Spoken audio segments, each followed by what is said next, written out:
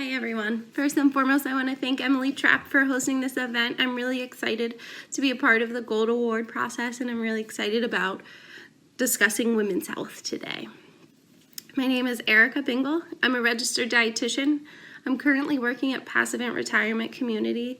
I'm their clinical dietitian, so right now I'm focusing on healthy eating during aging. I work a little bit with planning menus, but also making sure that they're getting enough protein and calories to meet their needs. Today I want to talk to you about just general healthy eating guidelines and then some health concerns that women might face and how that can be prevented through food and nutrition. Food and nutrition recommendations changed based on the life cycle and certain conditions and what a person might be facing. So it's very individualized, but general healthy eating guidelines would be MyPlate. This is just myplate.gov. You can log on to access that.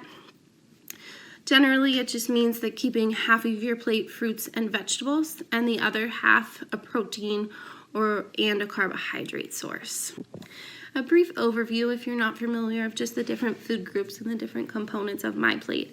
So your vegetables are generally things that grow on bushes or trees and are not sweet to the taste. So these would be things like your peppers and your cucumbers and your spinach. Fruits generally grow on trees and are sweet to the taste. So bananas, pears, apples, oranges, those are all considered part of the fruit group.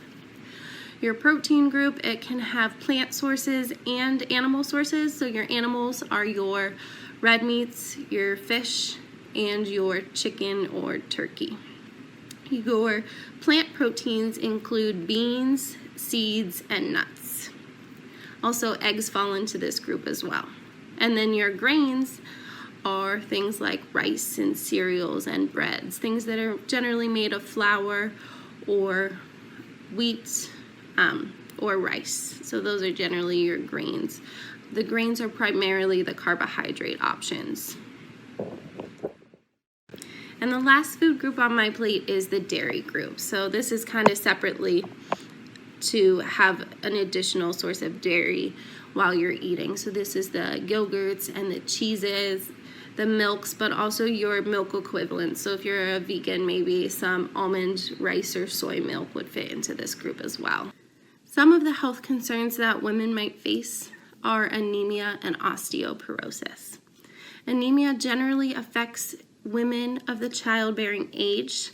There's many different causes of anemia, such as iron deficiency, B12 deficiency, folic acid, or some other related condition.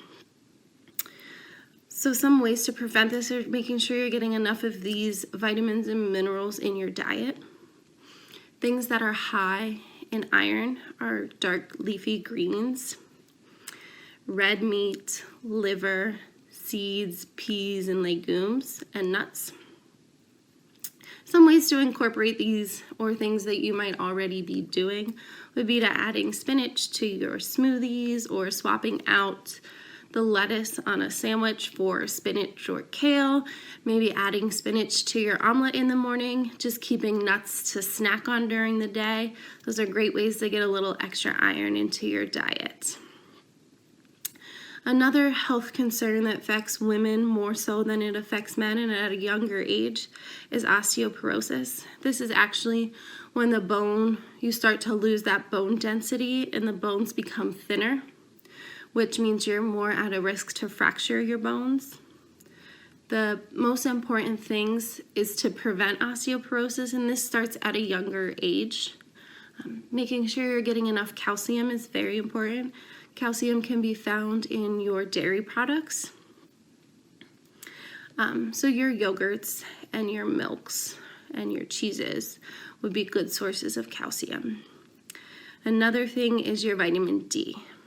Vitamin D can be found in fortified milks as well, but also you can make this, your body makes it in the sunlight, so just getting about 10 minutes every week is enough to help support that healthy bone mass.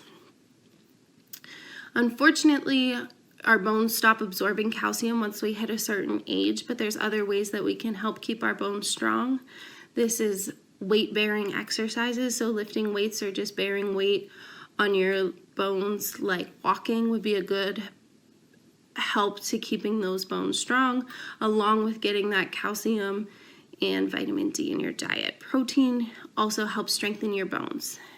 So eating nuts, seeds, beans, and meats can also help strengthen those bones to prevent this osteoporosis, which generally impacts the elderly population.